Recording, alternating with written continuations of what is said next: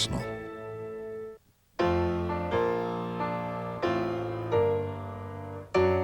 Today on Face the Nation, the Northern Alliance takes a major city in Afghanistan. We'll talk about it with the Secretary of Defense, Donald Rumsfeld. Over the weekend, the Northern Alliance captured Mazar-Sharif. How soon now before they get to the capital city of Kabul? Are U.S. ground troops in Afghanistan inevitable? And does Osama bin Laden have nuclear weapons? These are the questions for the Secretary of Defense. Gloria Borger will be here, and I'll have a final word on airport security back home. But first, Secretary of Defense Donald Rumsfeld on Face the Nation.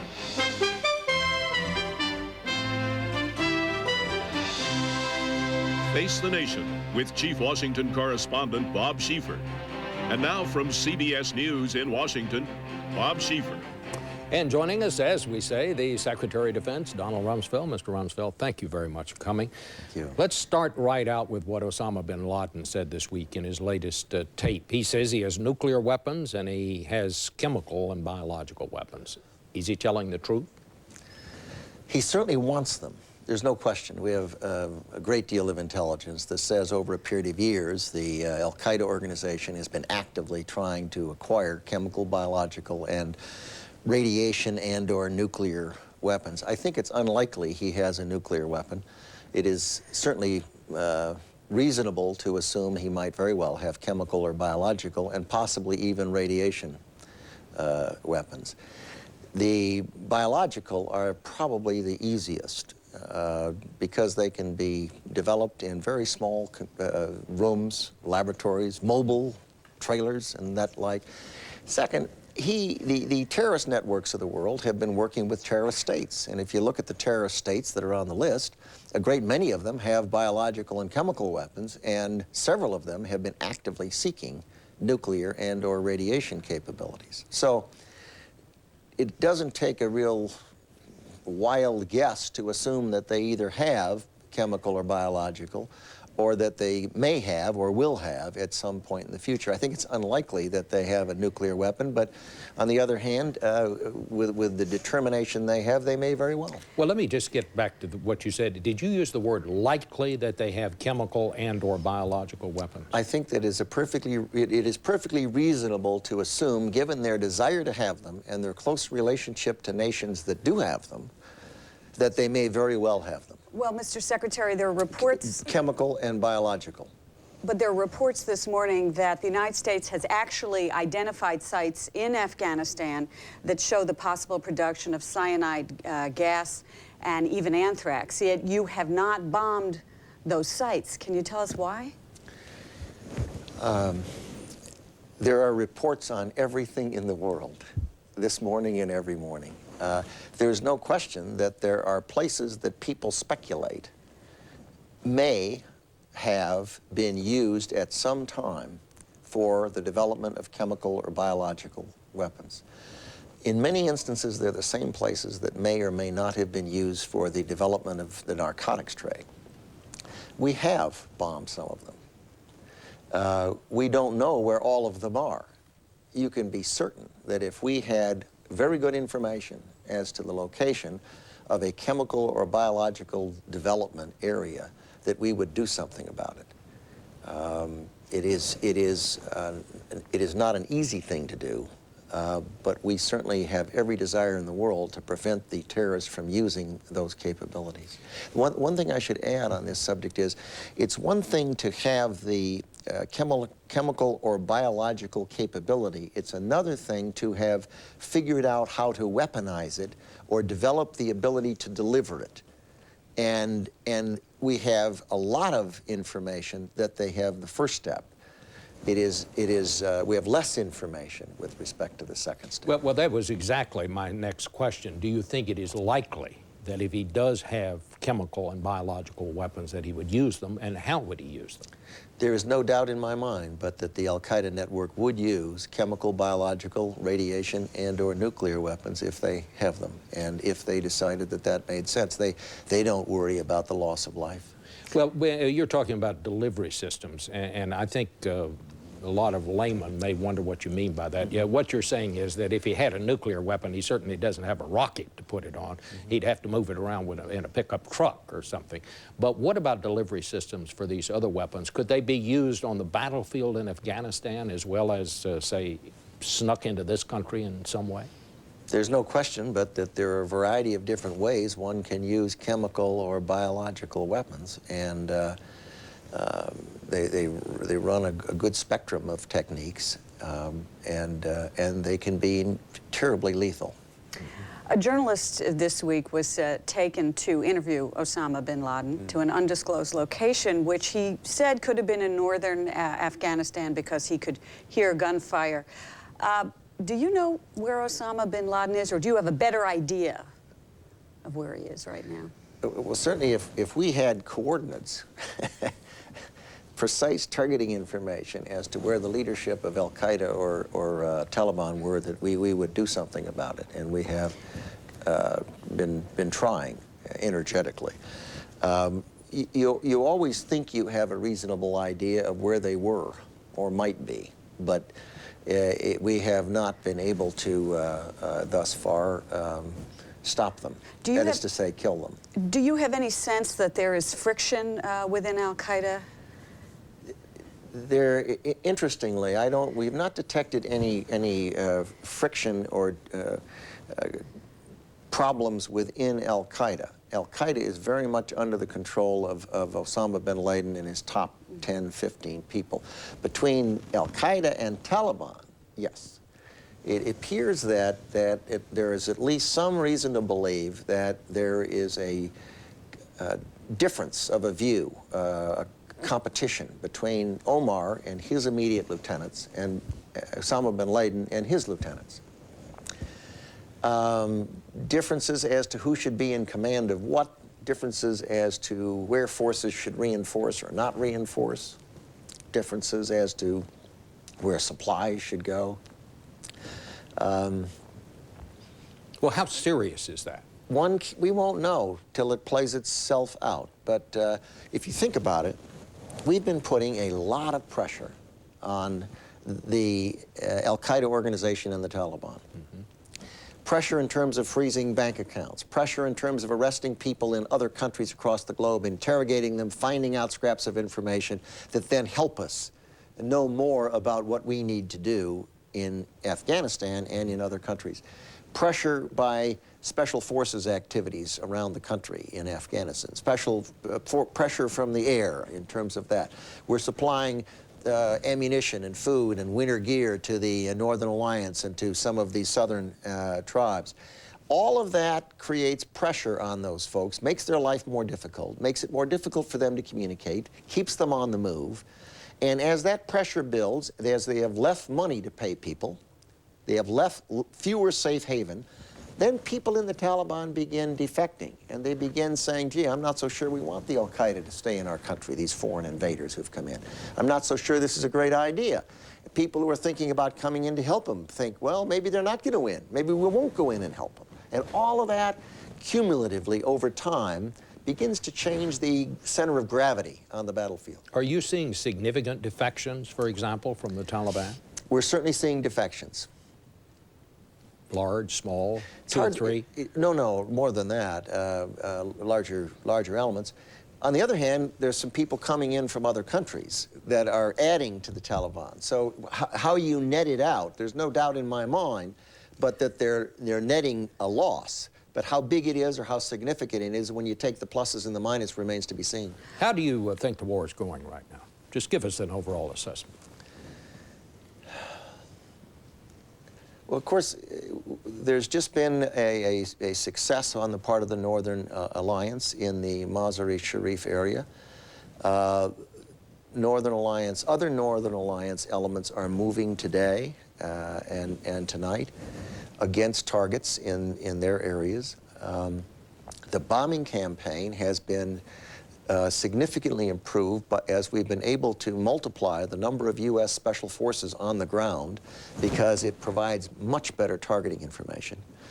It also improves communication for resupply, so the Northern Alliance now is better equipped, has more ammunition, and the forces in front of them are being continuously degraded. So I would say that the General Tommy Franks plan and strategy is in place.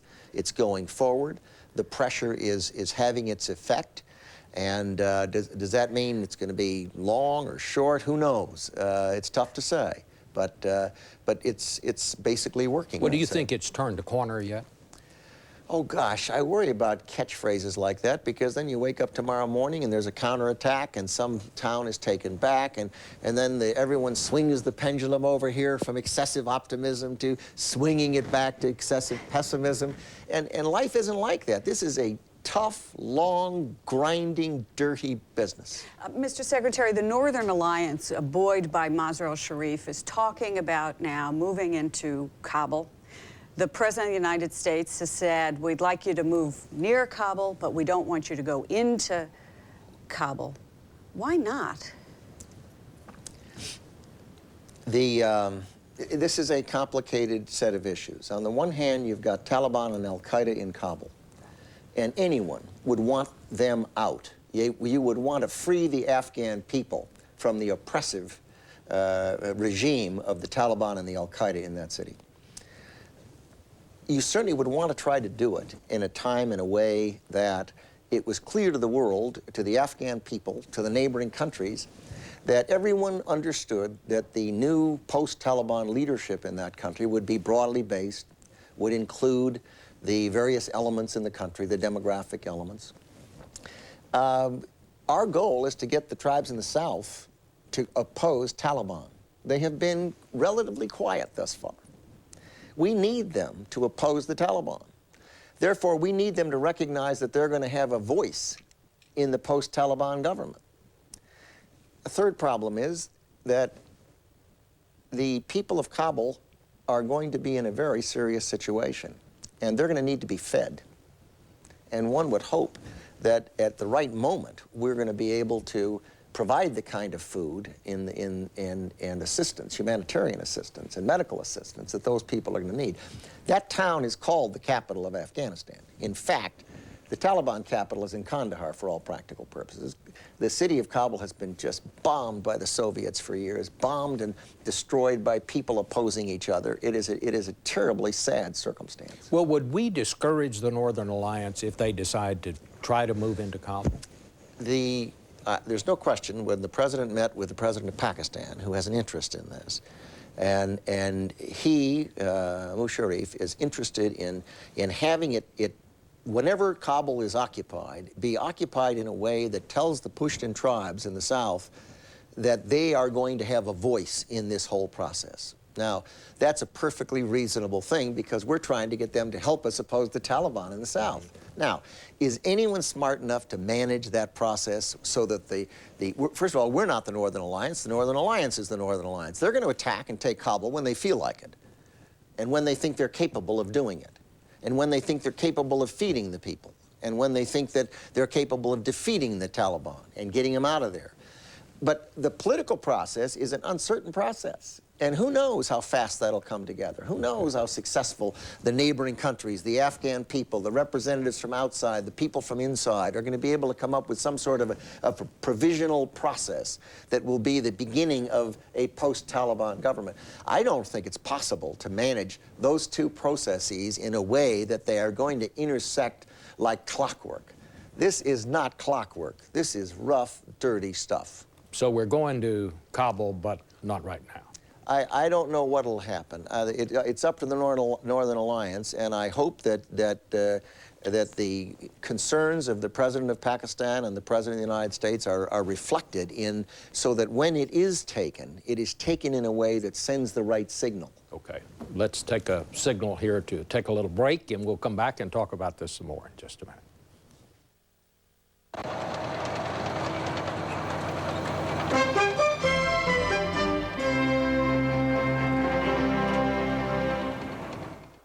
This portion of Face the Nation is sponsored by Bristol-Myers Squibb. Hope, triumph, and the miracle of medicine. Enter a new era of discovery at Bristol-Myers Squibb, where groundbreaking genetic research is underway. Winning the Tour de France was a victory for cancer medicines. But Luke, it's just the start of incredible things to come. Imagine, Luke, your medical history, the story of your genes on a card you carry in your wallet. Your doctor sees your cancer coming years before and gives you a daily pill to take that could prevent it. At the Bristol-Myers Squibb Center for Applied Genomics, researchers strive to unlock the secrets of breast and colon cancer, Alzheimer's, and diabetes. They're developing medicines tailored to your unique genes. Bristol-Myers Squibb is beginning a revolution in medicine. Our goal is to extend and enhance life and to lead the way in new frontiers against disease. Hope, triumph, and the miracle of medicine. Bristol-Myers Squibb Company. Excuse me, this is my cab. I'm sorry. Can we share a cab? Why not? You're with Fidelity. That's right. Let me ask you something. I still have a 401k from a job that I had 3 jobs ago. Can I move that? Most of the time, sure. It's called a rollover. Really? We can do all the paperwork, and you just sign and roll it into an IRA, and you can buy stocks or mutual funds, whatever you're comfortable with. And I'd be in control of it? Sure. Get my life down to 1 sheet of paper. That's right. Simplicity. To invest, call, click, or visit Fidelity. Back again with the Secretary of Defense, and just before we broke, Gloria, you had a question. Mr. Secretary, if you don't want the Northern Alliance to move into Kabul, would you stop giving the Northern Alliance air support?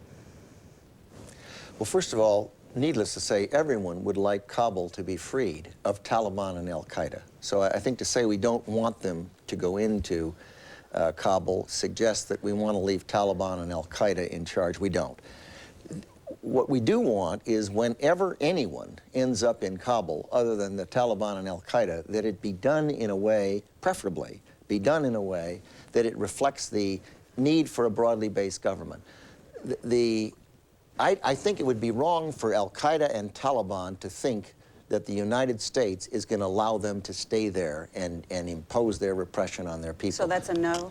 What we would do about air cover would be a complicated set of issues, and we certainly have some things that we have to do or not do that can help affect it, but the goal is to, as soon as humanly possible, in the right way, to get the al-Qaeda and the Taliban, the dickens out of Kabul and the rest of the country. Let's talk a little bit about the president of Iran and what he said. He generally condemned Osama bin Laden and terrorism.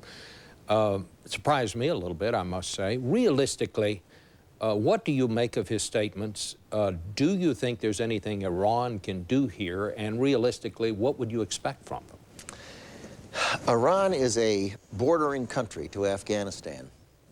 They have a legitimate interest in what happens in that country. They have influence in what happens in that country. Some of the tribes, nomadic tribes, move back and forth between the two countries.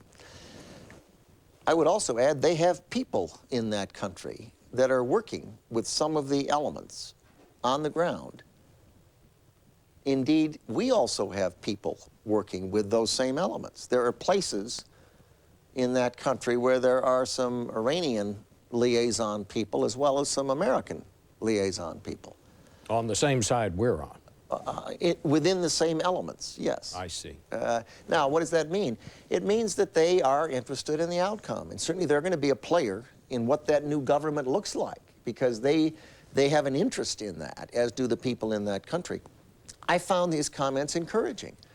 I find a number of things encouraging. How Iran will migrate through the coming 2, 3, 4 years, I don't have any idea. There's clearly tension within the country. There's a dynamic taking place among the younger people and the women and the more extreme Islamic fundamentalists in that nation, as opposed to elements that are not interested in that particular approach to the world. How it'll shake out, I don't know. Well, do you think, listening to your talk, it makes me think that you see at least the possibility of some kind of new relationship with Iran coming out of this? I think that this event has been so significant for the world that you're going to see new relationships coming out all across the globe on every continent. When I travel around and talk to people, people have a different perspective, a different set of priorities. And I think we're going to find this has been a momentous event, and that 5 years from now, we're going to see that because of it, because of the different perspectives, the different priorities, the different concerns, the different fears, that we're going to have, we and other countries, positively and negatively, depending on how wise we are, will have different relationships. And what we need to do is to deal with this problem, to be sure, but also be thinking out 5, 10 years. Let me talk to you about a new relationship and new ways to look at things. President Putin of Russia, I almost said the Soviet Union, said that he wants to have a new kind of relationship now with NATO. And he says he wants to be brought, he says if Russia can be brought into the decision-making of NATO, then in his words, Russia can be energetic and effective in assisting NATO. Can there be such a relationship? Is that possible? Well, I certainly wouldn't rule out the idea that we could find some way for Russia to have a different role than they currently have with respect to the security system of the West, NATO being the centerpiece of the security system of the West.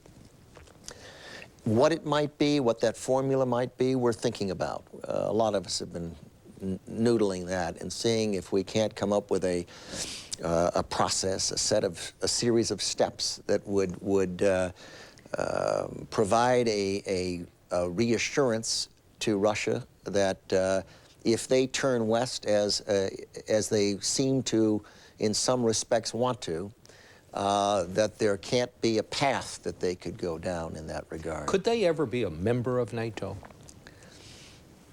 You know, I just that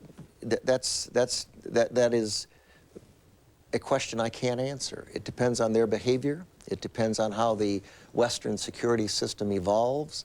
It depends on their the linkages they end up with economically with the West. But you seem to be saying there could be some sort of partnership there. I think that there already is a linkage between Russia and NATO. And the question is, how might that be incrementally modified so that it was reassuring to Russia? Now, Russia's got a problem. It's got to decide if it wants to turn west or if it wants to end up with the world's walking wounded in North Korea, Cuba, Iraq, Libya, Iran, and have that as their relationships. Their future, from an economic standpoint, is to the West. Mr. Secretary, very quickly, if we have just been through stage 1 of the war, what can we expect in the next stage? We have not been through phase 1. First of all, it's not clear to me there are phases to this war. Okay. We are in the very early period. We were attacked September 11th. Today's November 11th. It's been 2 months. The first month we were positioning ourselves. The second month, since October 7th, we've been militarily active, both visibly and invisibly. It is a long process. It involves terrorist networks in a number of countries, and we have to root them out. The nexus between terrorist networks and weapons of mass destruction presents a problem so serious for us that we have to address it. And we have to leave it there. Thank you so much, Mr. Secretary. A very enlightening interview, if I do say so. I'll be back with a final word in just a minute.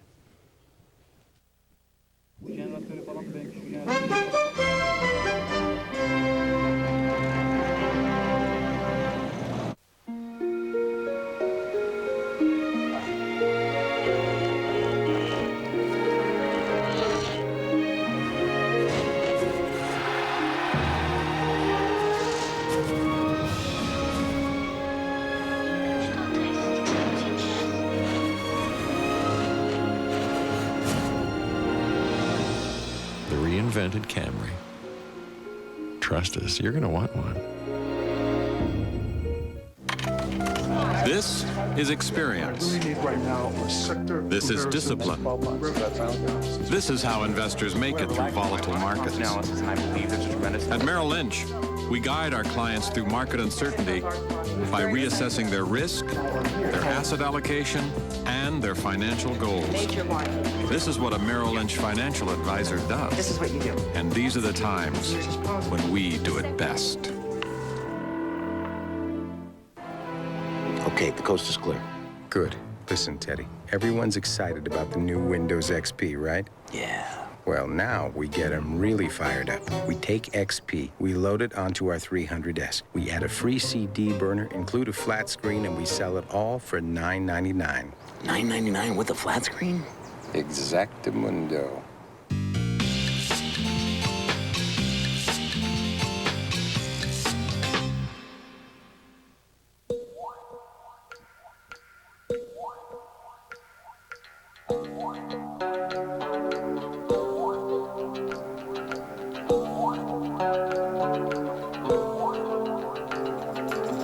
One energy company had the idea to change their entire fleet of global tankers to safer ones with double hulls, committing to it before anyone else and finishing 16 years ahead of the industry's deadline. Conoco. Think big, move fast. The vaccine shortage. What's keeping drug companies from making enough smallpox and anthrax vaccine for everyone? Eye on America, Monday on the CBS Evening News with Dan Rather. Finally, it's been 2 months since the attacks on the Twin Towers and the Pentagon, but what have we learned about airport security since then? Well, I learned that the attacks weren't the fault of those people who screen baggage at the airports, or at least that's what the screening company's lobbyist was telling Greta Van Susteren on CNN. I'm not sure I understood his argument, but it seemed to have something to do with baggage screeners being there to look for guns and not box cutter knives. Now, I didn't know that. Seemed to surprise Greta, too. But maybe it helps explain how that guy with 7 or 8 knives got past the screeners in Chicago just last week.